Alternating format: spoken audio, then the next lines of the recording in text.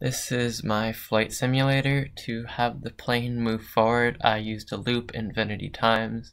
To have the plane move forward at 25 meters per second.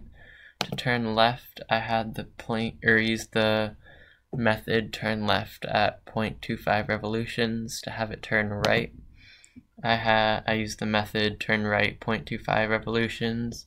To turn up, I use a loop infinity times to have the plane turn backwards 0.25 revolutions.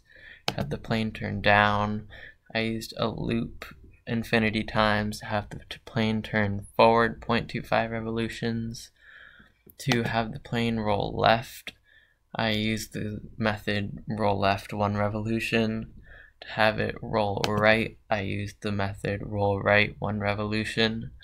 And to have it loop, I used a do together, and I had the plane move forward at a speed of 25 meters per second for 5 seconds, and the plane turn backwards for 1 revolution for 5 seconds. And to eject, I had the parachute become opaque, so when you clicked it, the parachute would appear. Then I set the camera to the Egyptian, which followed it on the way down. And then I used an if-else statement to show that when the Egyptian was 1.25 meters to the ground, it would stop.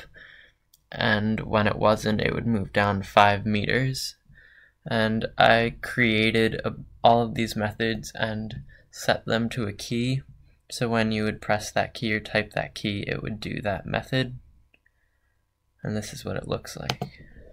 W is forward, up makes it go up, down makes it go down, left makes it go left, right makes it go right. If you want to loop, you press L.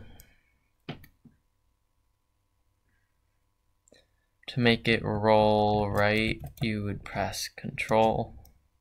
And for left, you would press Shift. And to eject, you would press E.